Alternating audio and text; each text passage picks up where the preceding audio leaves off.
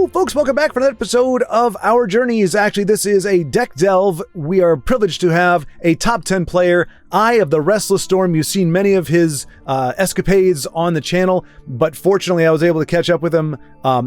Mutually caught up with each other, talking about the Hlaalu dragons. It really caught my attention, and it's something I was really interested to see more of. And happily, he is more than willing to talk about the deck with us, walk us through it, and then we're going to see it in action and get to hear how he plays it, how he runs it, and how he makes his decisions. Again, top 10 player, somebody that we can definitely learn a lot from, or just enjoy the heck out of the games if you're already up in that echelon. But anyway, Io, how the heck are you doing? I'm doing well, mate. How are you doing? I'm doing all right as well. So yeah, tell me about this. Sheer Point plus Supreme. It is a Hlaalu dragon. How did this come about, and what are you looking to do with it? Well, how it came about was when Supreme Dragon was released. I kind of thought about it and it reduces cards effect to 3 if it has 4 or more. Which is really cool. But with Sheer Point, it actually reduces it by an extra 1. So instead of a 3/8 or whatever, if a creature is really buffed up, it actually makes it a 2/8. Or if you have multiple ones in play, multiple Sheer Points, you can get even a 1/8 or even 0, which is crazy. Wow. And that's really cool. So that theme is kind of promoted throughout this whole deck here. So there's a lot of debuff cards, cards that capitalize on debuffs, like Grizzly Gourmet and Execute, and that kind of thing. You also have a few wounded creatures that capitalize on wounded effects, like Leaf Lurker and Finish Off here. But basically, it's really cool. So you're playing against a really greedy deck that has a lot of really buffed up creatures. And if you have Sheer Point and Supreme in play, that whole lane becomes 2. Their power becomes 2, and you can actually wipe it out with Aerostorm, which is why there's 1 copy there. Oh, wow. Heck yeah, man. Yeah. Wow. I think you're the first. I mean, there have been a lot of people who've made, use of Supreme Dragon. Obviously, it's a great card. Just even for somebody like me, I can look at the stats and just go, that's really cool. But I don't think I've ever seen anybody use it in conjunction with Sheer Point to allow like an Aerostorm or Execute or anything like that. Yeah, well, I'm definitely not the first to come up with this. I know Eros and I talked about it a while ago, when it first dropped. But eventually I was able to sort of make a refined list that I quite like to play. And it's definitely more on the control side of things. I will definitely say that I don't try and jump into aggressively or even play it as a mid-range, because oftentimes you kind of get run over by aggro decks, out-aggroed. So definitely on that control end of things, removing creatures and just slowly poking your opponent. Gotcha. Now, obviously we'll be able to talk about it more when you're playing, but would you say, is this something though that can pivot? Like if you realize you're up against a control deck, is your instinct to still kind of hold back, or is this a deck that you look to pivot and kind of go on the aggressive, or do you think, look, I can pretty much outlast any deck that's out there control wise? It's a little tricky. It kind of goes from game to game, and it's very just like a reactive deck for sure. Okay. So if you notice that your opponent isn't playing as aggressive, you can kind of go for it strategically and just hit them a little bit more, because if you have the cards in hand, you can remove anything they play, unless of course they're just playing Stealer of Secrets deck with a lot of actions. Yes, those are very annoying. Yeah, well, it's crazy. Between Andy and there was 1 or 2 other people I remember watching. They were all playing various versions of Stealer of Secrets. And I was like, was there a memo like, hey, let's make Stealer of Secrets viable again? Because I hadn't seen it in a long time. But Dano was running a version, but of course he had 6 different OTK versions in his Battle Mage. But yeah. I'm not sure about that. I'm not in the loop always, but I know Andy often gets challenges on stream. So it could have been something like that, or maybe it's just something that decided to be played. Okay. But yeah. And just out of curiosity, what about, if you had to guess, what iteration is this? Is it version 4, 5? Where are we at with this particular build? It started off okay. So there wasn't a whole lot of revisions. There used to be Bitterfish Witch in here. Just one copy to kind of like have a little bit of fun with the debuff effects, but I got rid of it. It didn't do much, so Okay. the gavel has taken its place. So this would be probably version 4, I would say. Okay. So it definitely has some age on it, but is not. It is not needed to go through 12 different revisions to arrive where we're at with it today. No. And yeah, I threw Lydia in here. I know you don't see that played that often, but there are no Hive defenders, so Lydia's kind of like your one option for a nice big guard. Unfortunately, she gets removed a lot, but whatever.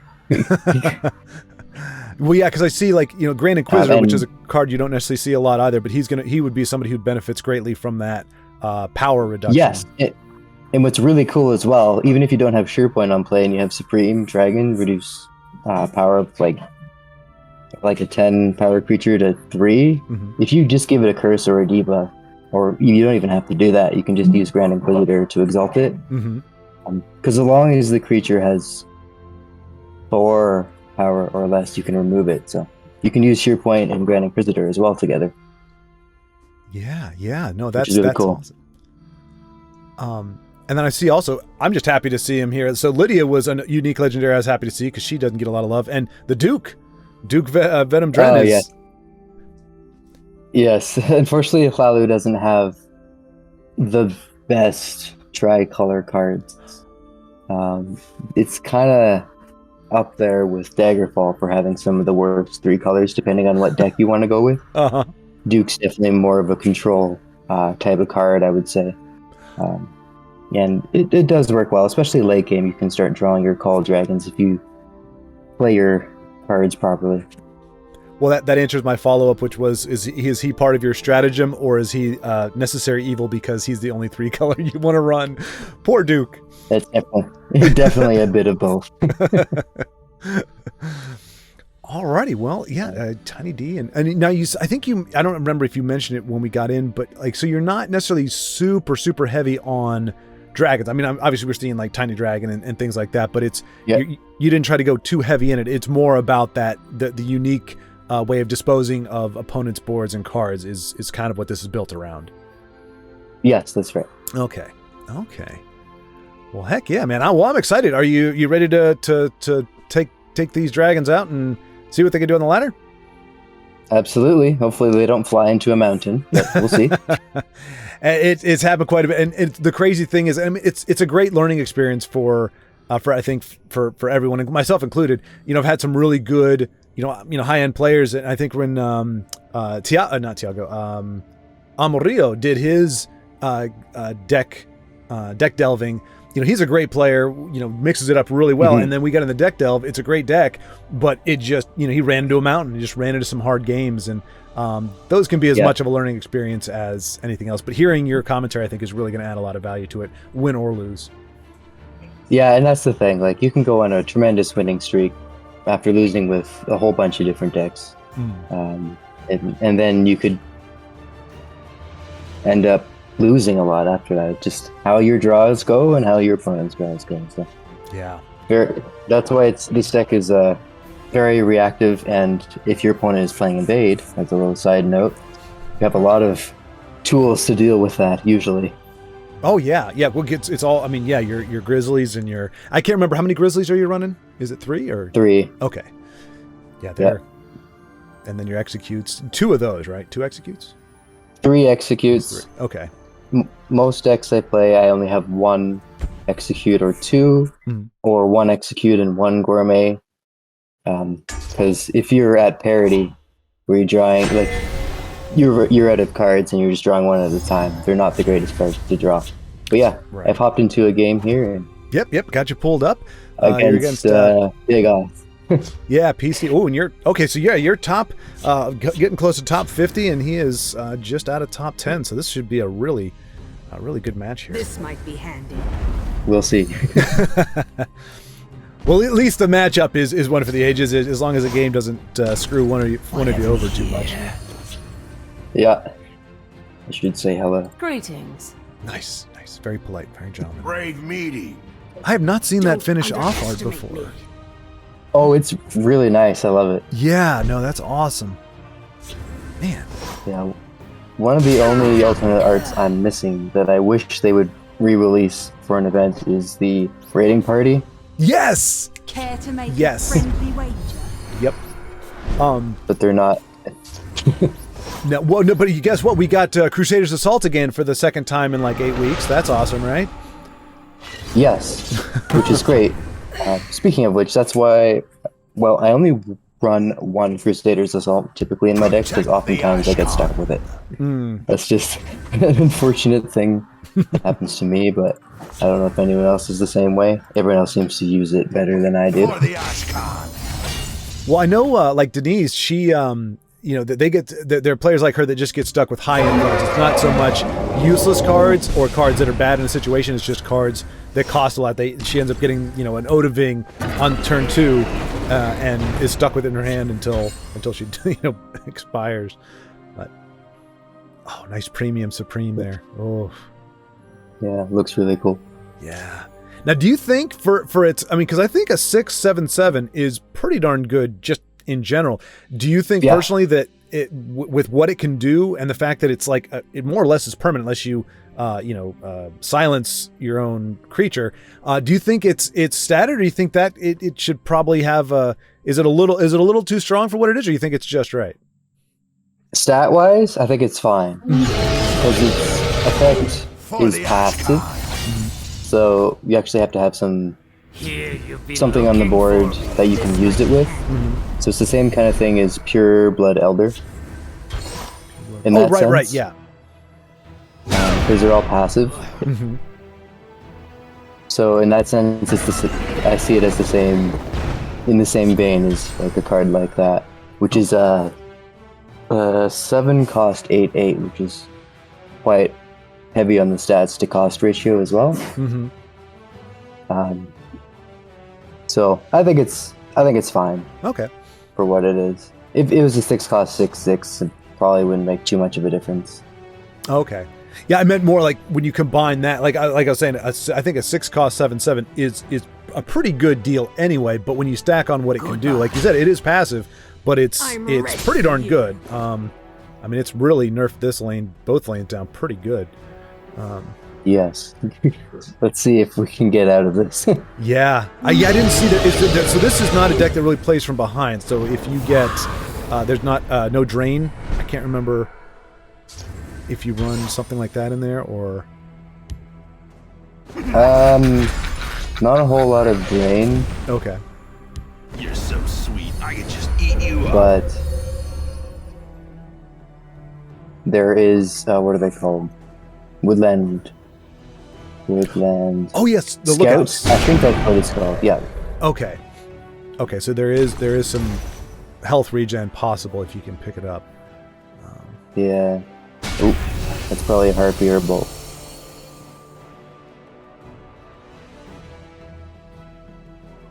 Ooh. Probably a bolt. No, not even. Oh, that's interesting. You're so sweet, I could just eat you up. Wow, look at that. That's staving off the wave. He's just gonna throw the dagger on a sweet roll, probably. Oh yeah, yeah. And usually I'm a fan of that. I like sweet rolls that handle weaponry, but in this particular case, oh jeez, yeah. Never mind. That's it. That's a good game. Well fought. That was a rush down and a half.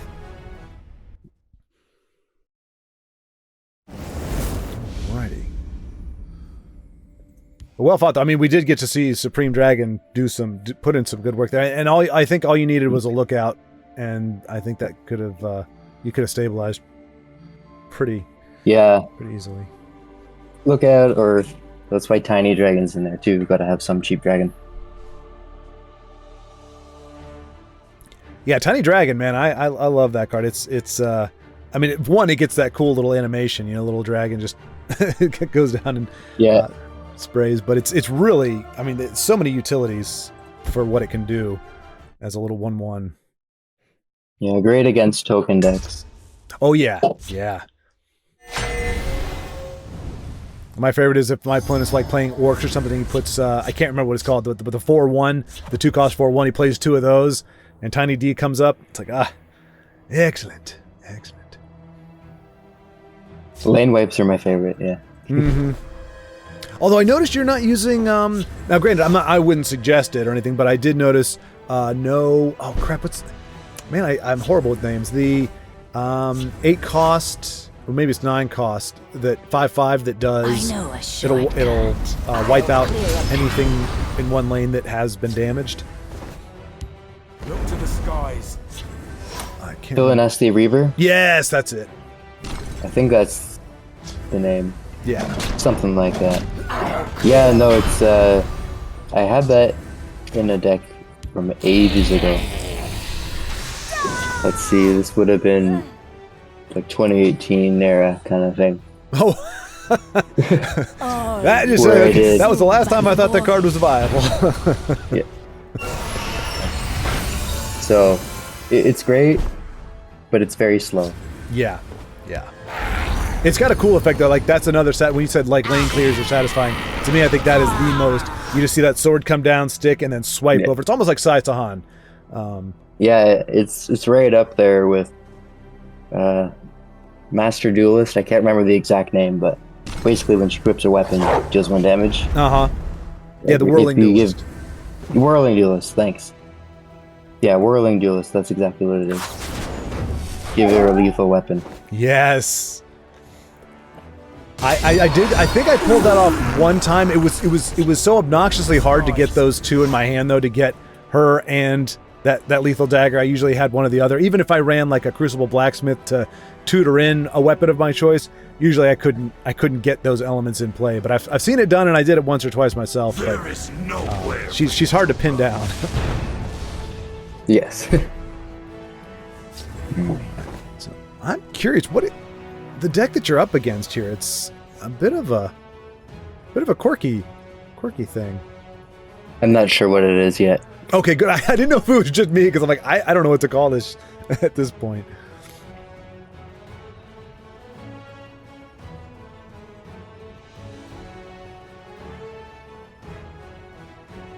Here, I need another card. Let's see.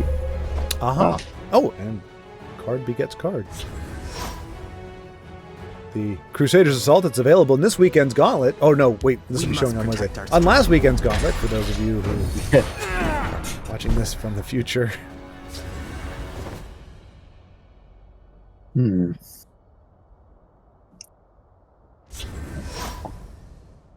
There'll be times where you definitely don't play anything. They're in my sights. Just kind of wait to see what your opponent will play, and then react accordingly.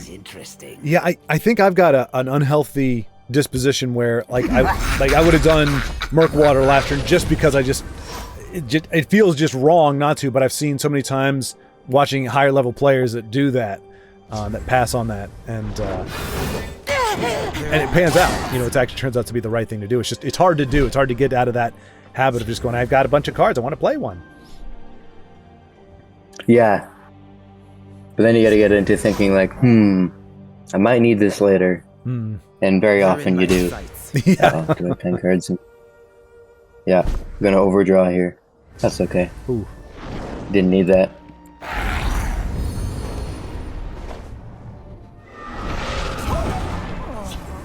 Bye douche. Bye. Yeah, it really was very. It was a humbling experience for me, because I remember I used to grind my teeth where, man, it always seems my opponent has the right card, at the right time. They got the silence, they got the removal, and then I watched, again, like a lot of high end players, and it's because they held on to that even on a turn where I personally might have played it.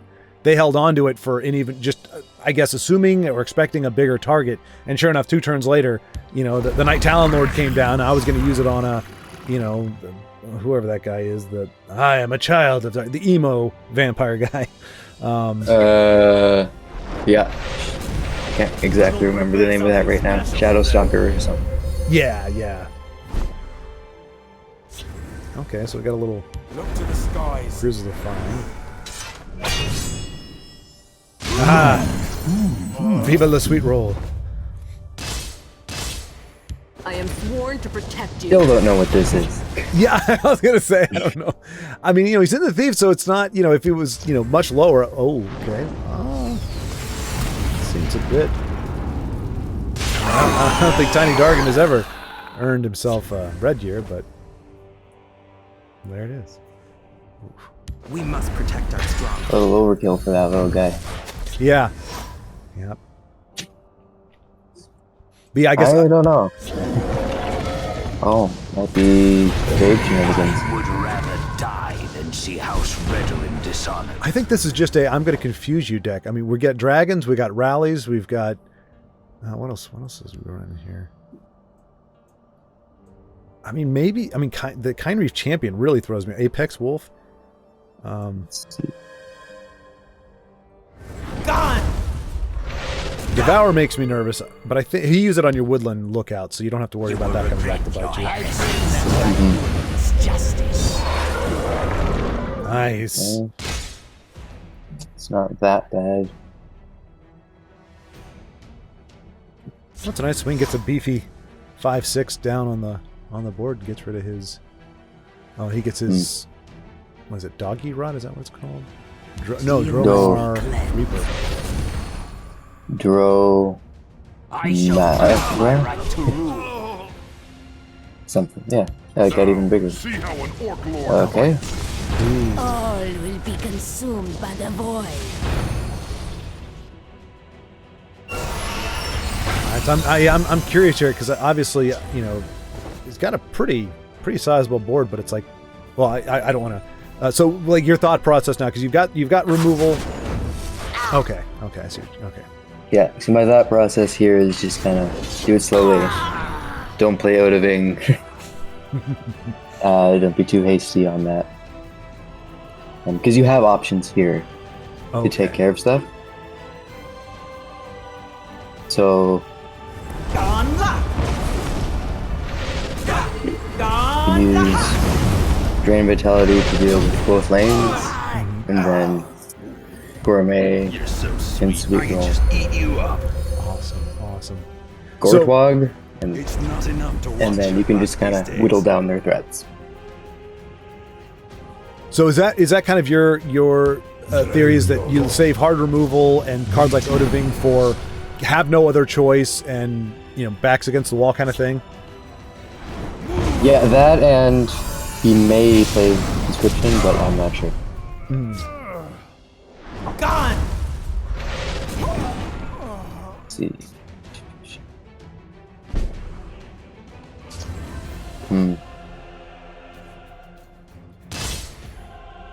He may have Soltaire. Yeah, I feel like Parthenax just kind of begs that. It's kind of a that loop is a package deal. Obviously, you've been around since at least 2018, so you've seen the iterations where that was just that was the thing. It was always the Parthenax. If anybody's running control for a while, it was just the Parthenax loop ad nauseum. Okay, so this situation we can probably I was gonna say yeah. wipe again. Oh, beautiful. You're not as powerful. We actually expected that. Marak, you turd muffin.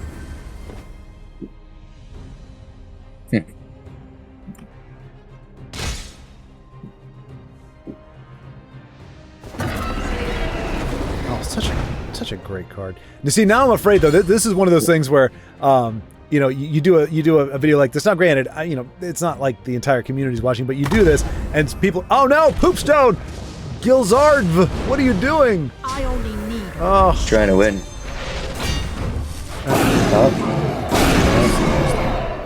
They missed their shot. oh.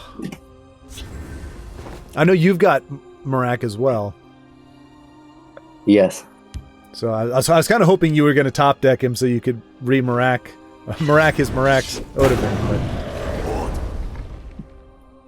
Yeah, that would have been nice, but he got pretty weak. It became a 10-2. And then get wiped out. Yeah. Yeah, I want to save. Oh, Not the end of usefulness. Oh boy. let's go. They missed their shot. By seed and speed.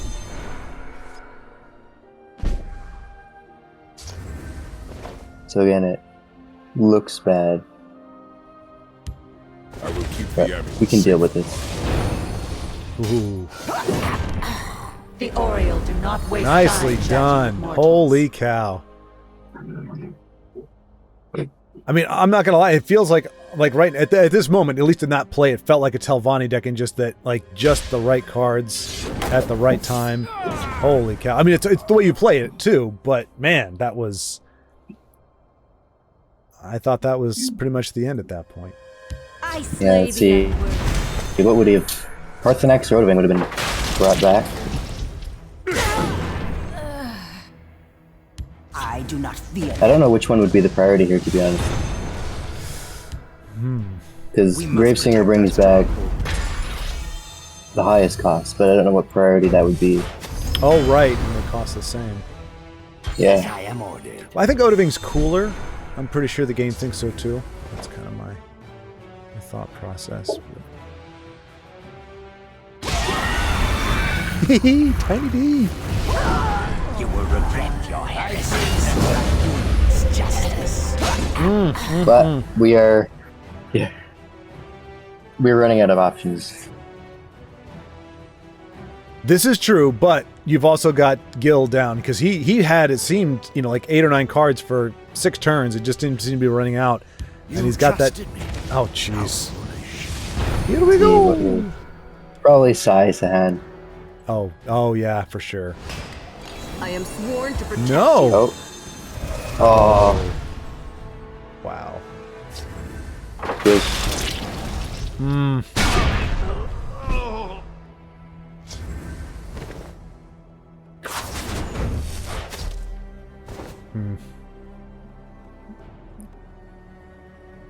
May The as well. Oriole do not waste time chatting with mortals. It's just funny seeing a little dragon jump in from the side. I got you. Yeah, it makes a funny noise. Ooh, A little fantastic. distraction might prove useful. Down, Lydia. I still don't exactly know what his deck is.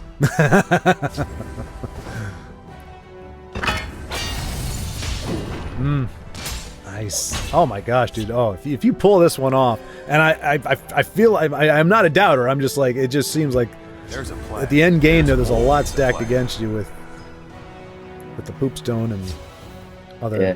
False!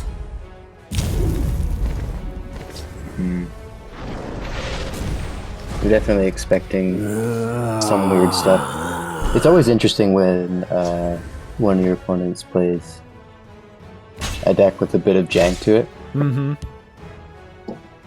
Because you never know what they're gonna play. It's just so random. Yeah. Because I don't even know what synergy is going on here with their deck. So that's why it's very hard to I react slay to. the N-word.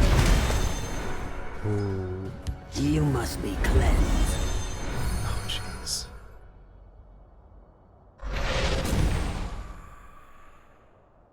And of course he high rolls guard. Yep. And squish. Let's see.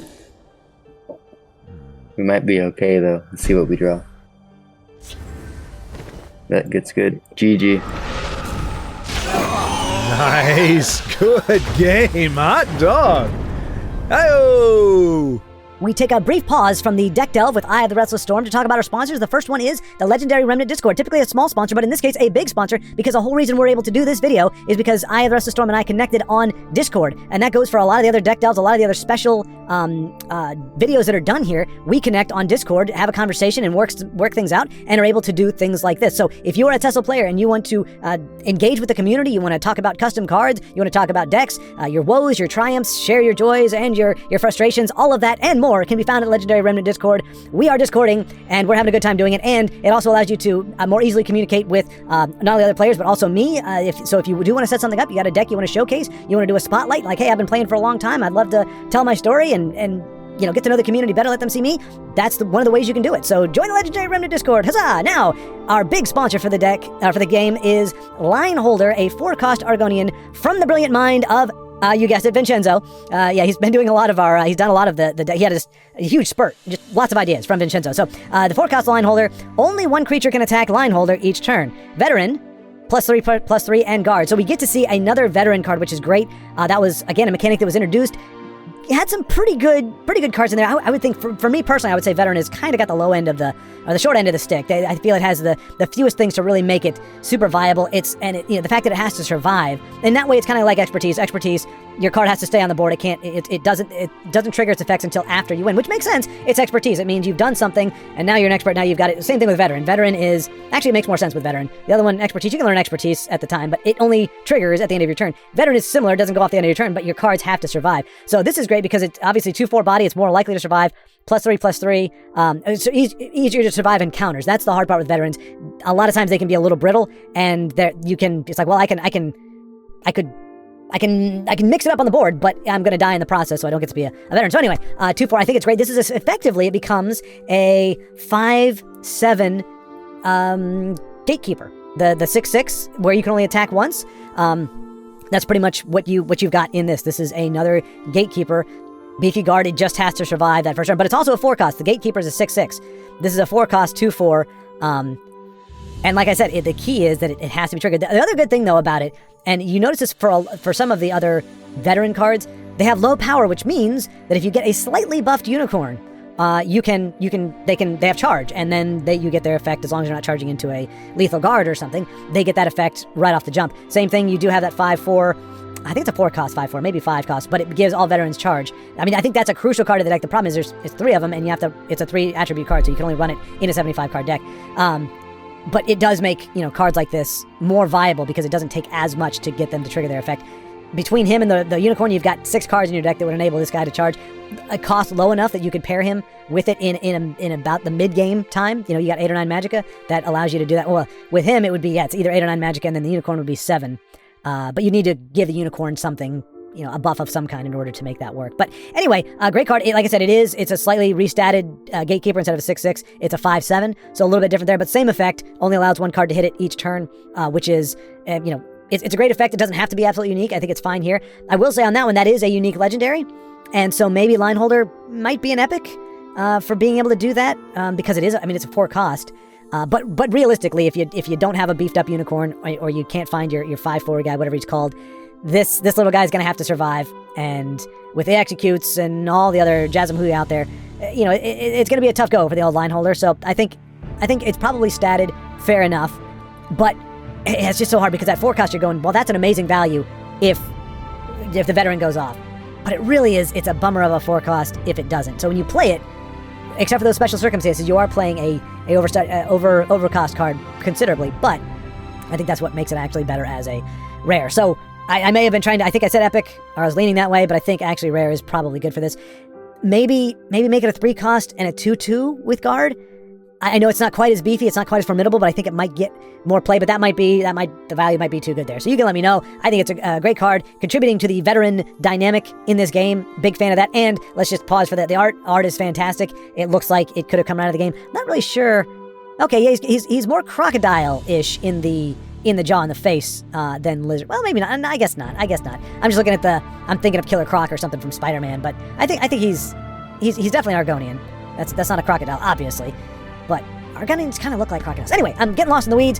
Great card. Vincenzo, thank you again. And we got a ton more custom cards to go through, so there's going to be plenty more for videos to come. But this is another great contribution, and it looks like it could just be thrown right in the game right off the jump. So thank you all very much for taking a gander. Now we rejoin Eye of the Restless Storm in his deck delve with Hlaalu dragons.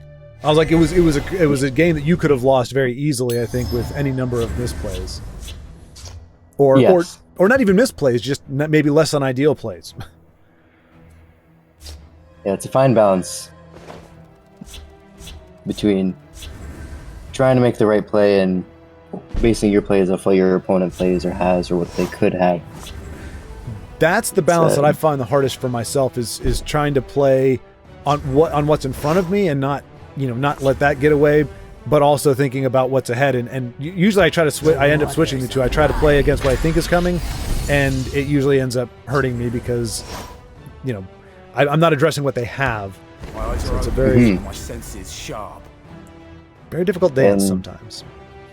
Definitely, and that brings up a significant point of this deck and how to play it.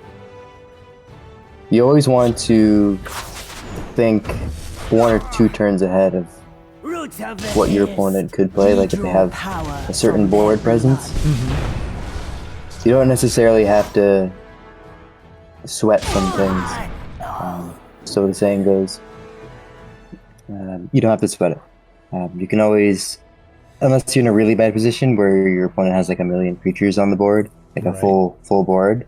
But if things look bad, you can always take a step back and like, okay, it's not actually that bad. You can deal with this, whittle them down. And things usually can work out. like I could challenge that lane over there right now, or I could just see what else he's going to throw over there and deal with that in bulk, so to speak. Okay, yeah, no, that right off the jump, I'm like, at least tiny dragon, but no, that's and I mean that's what you did in the last game, and it also worked out well. So okay, so she's gonna get a spell, I guess.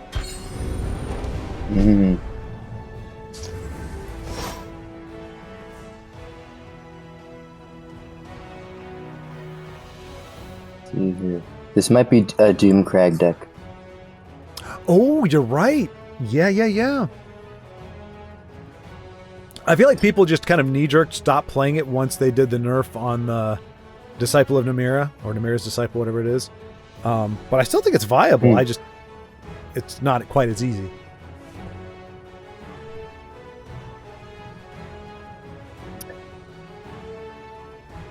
But then it could be something completely different. I'm just gonna get this out of the way here. Okay. Hey, the Duke! Hey, Duke! Because you effectively pass your turn when you play a card like Fresh Start. Yeah. Yeah, unless it's late game, which I find it amazing how many Empire decks manage to do that. After they wipe the board with New Era, they have the follow-up is the next turn is Fresh Start. Goodbye, Odaving. You got a fruit draw. Yeah, that stings. All right.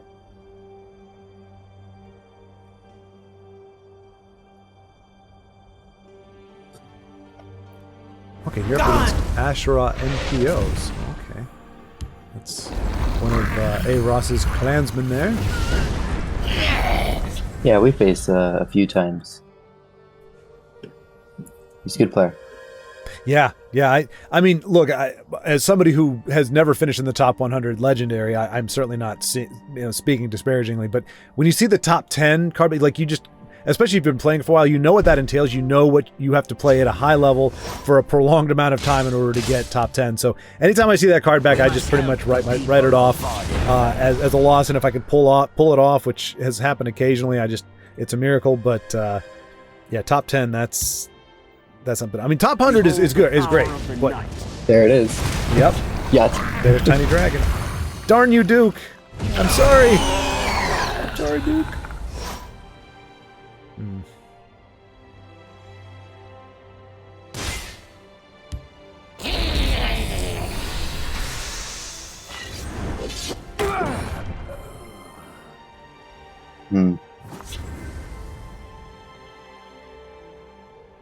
I'm saving Dushnik for the inevitable Snake Tooth Amulet.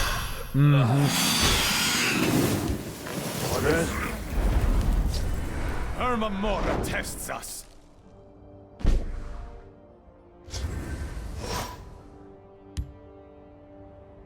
Oh, yeah, is it a Necromancer's? Emma, you mean sorry, Necromancer's Amulet. That's okay, right. okay. I was like, wait a minute. Snake Tooth is a necklace, and then you got the Necromancers. Anyway, we you can't blame us for not knowing jewelry all that well. It's Yeah. I'm not a jewelry aficionado. Right. What have we here? Yeah. But we'll see. Probably gonna hit me in the face here. Oh, nope, maybe not. We obey. Right. Another one. Double douche.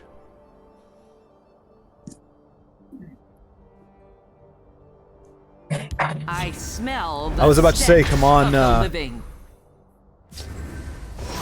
Come on, lookout, but there are no drag. Well, I guess call dragon would work, but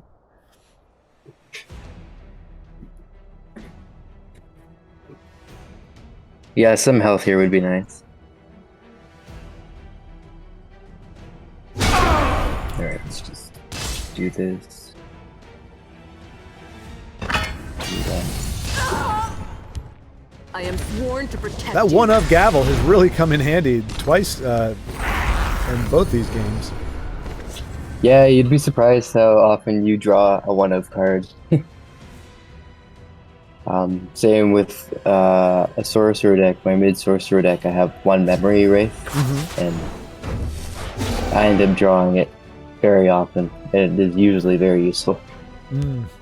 It's mainly to deal with Atronachs Stay back. in the discard pile. Oh, so right. your opponent can't deal with. Your opponent can't summon The big one. a storm Atronach. The Oriole do not waste time chatting with mortals. The beauty of this little card is that your opponent loses. Their card loses cover, which is great. Yeah, it's a great anti-aggro card that doesn't necessarily. It synergizes well with what you're doing with the whole like reducing power, but it's oh boy.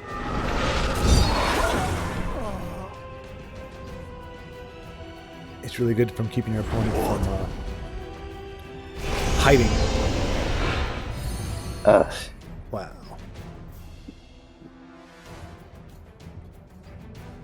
What are you doing, Glacial Dragon?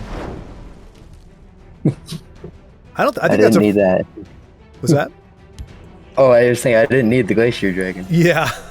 I think that's the first Glacial Dragon I've seen come from that. There it is. Yeah. Time to fight. Fire's over. So Supreme Dragon is Let's gone. do this. That's a fact. Attack. Probably got another. Death to the tribunal's lackeys.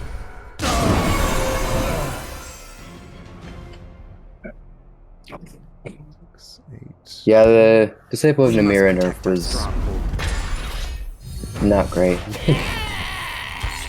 But it was necessary. I think the deck that came out was called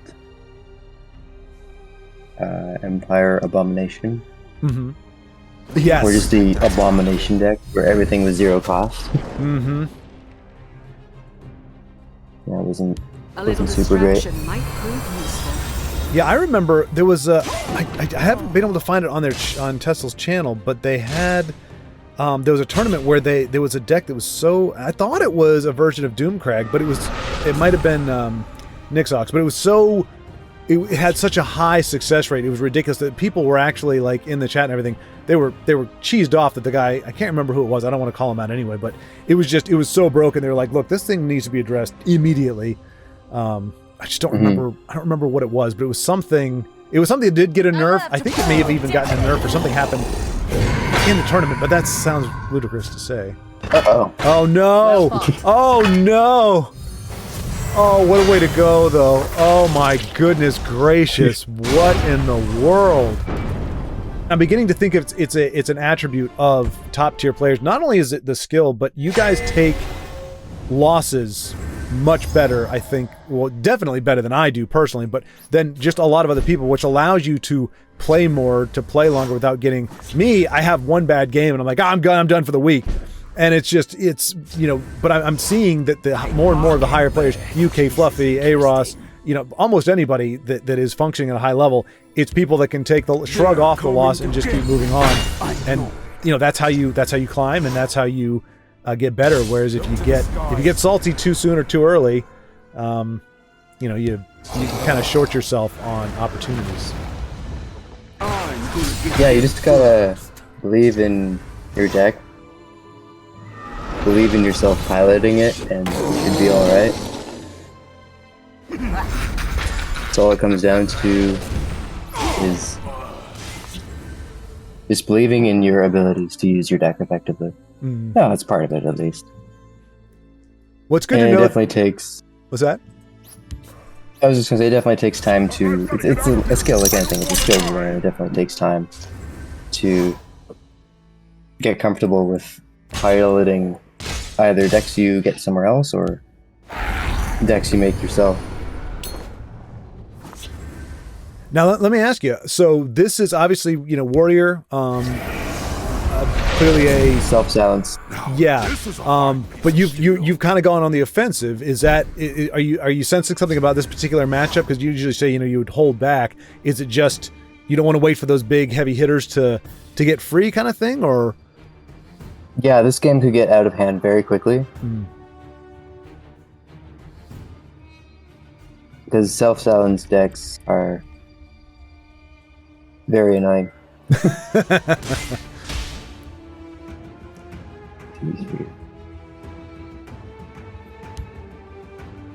We must protect our stronghold.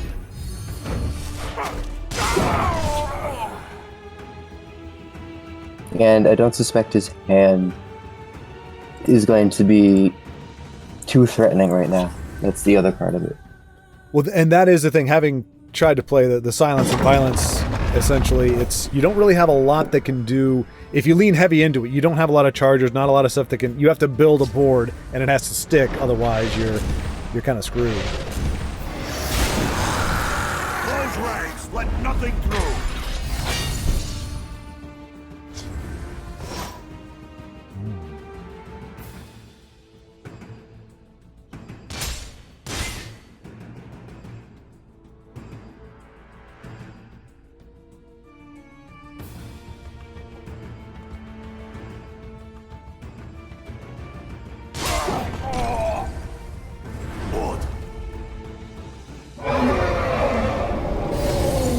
Ooh. Well, that's usually that's it. Spine of Elder's Blood. Usually, when it comes down, it's late in the game and it's not going to be very effective. That actually was, nut bunnies. Oh yeah, that's kind of a good card for this deck. Yeah.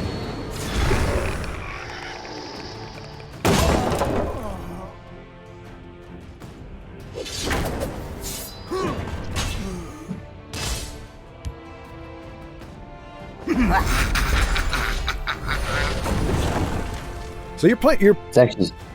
What's that? Oh, just go ahead. I don't want to die. You're playing it pretty quick. So I mean, you mentioned version 4. So I mean, it just seems like you have a great familiarity to this. It takes you, seems like a few seconds to just kind of weigh the options, and then you're just pretty quick, just going through a rapid series of card plays. Mm-hmm.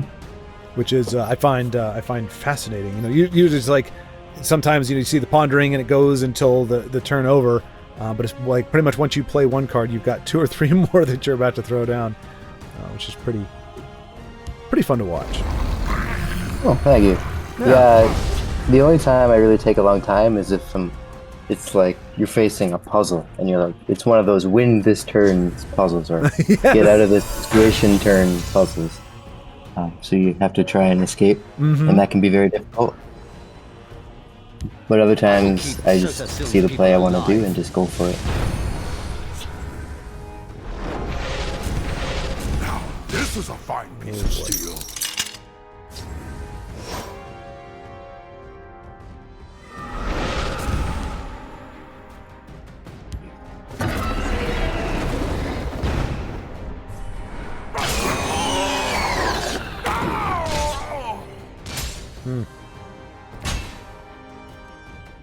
You're so sweet. I could just eat you up. I mean, it goes through a lot of cards, but boy, it completely transforms the board.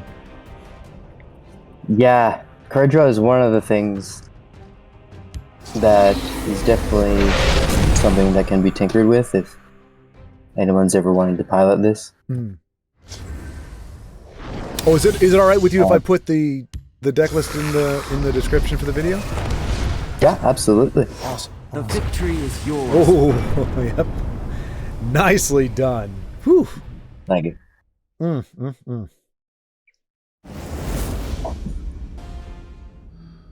That's one of the great things about the community is sharing decks. Yeah. Because some people will only play one deck, or they have like 3 or 5 that they stick to most often. Mm-hmm. But it's always nice to mix it up with decks that are a little bit uncommon. Yeah, for sure. Well, even for me, I made the mistake, and I've said it many times, but no, I'll say it again. Like, I made the mistake when I first started. I dusted everything except Battle Mage colors because I decided that I was just going to lean into that, and I was going to use my, the dusting of the other cards to make the best Battle Mage. I did not realize how crappy the dusting to purchase rate is, so it really didn't help me out that. And then I learned very quickly that I wanted to play a variety of decks. Like I'd play, 10 games with one deck, and I'd want to try something completely different. Or I'd see my opponent would play a deck. I'm like, oh, that's actually a really cool idea. And then it's like, oh, but I have no cards except for Battle Mage. Destruction is at hand. Yeah, it's different if you have a limited collection. If I fall, they Die, Outlander. Or you get rid of it. It's not enough to Yep. watch your back these days. But for me personally, I'll play a deck, and if I lose to it twice in a row, I will just switch to a new deck. Okay, so you have a two hit maximum. And now but you'll try it later, or like, what does it take for you to say this deck needs to be reworked versus it's just going cold right now? Depends. Well, if you face a lot of matchups where you face a variety of decks where you consistently can't find the answers because of how the deck is constructed, at that point things should be tweaked for sure. Okay. But sometimes you just have a bad day.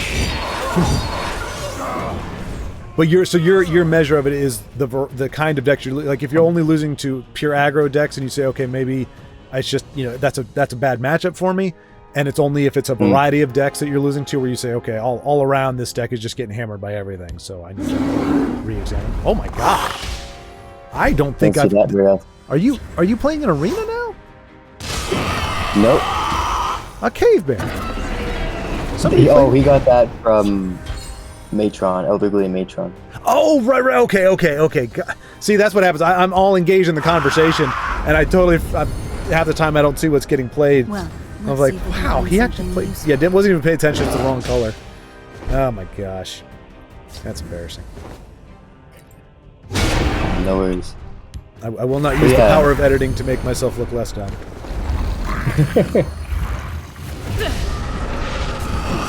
But yeah, back to your question of aggro versus variety of decks. If you are getting hit with a lot of aggro decks, and you're losing a lot frequently, then it's time to definitely try and construct a few more counters to aggro, like more guards, silence, drain, that kind of stuff. Okay. So like you mentioned earlier on, like you said, you're not running Hive Defenders, which is almost like I'm not gonna say it's an auto include, but it seems to be for anything that's not pure aggro in willpower. Did you start off with those in there initially and realize you didn't need them because you have enough defense elsewhere, or were they never a consideration? I usually consider that card Hive Defender, but I just wanted different cards in this deck, so I didn't throw it in there. Okay. Just for the spice of life, huh? Exactly. Man, we are seeing sweet rolls aplenty with weaponry. This is crazy. It's like the third game that a sweet roll has gotten its hand on a dagger. Yeah, I don't know. Some weird stuff is happening. Oh, no. Jeez. Oh my gosh. She channeled her inner poop stone. You will regret your actions.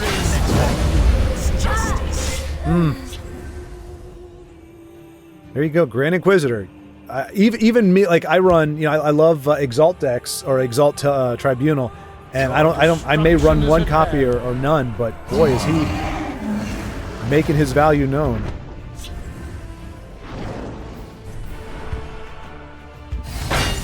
Good night.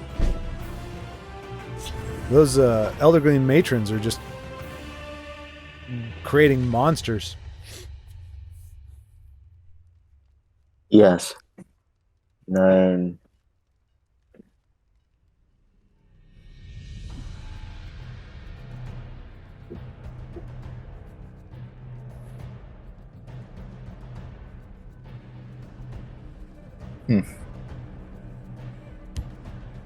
This one's a little tricky. Oh. Alright. Let's see what he has.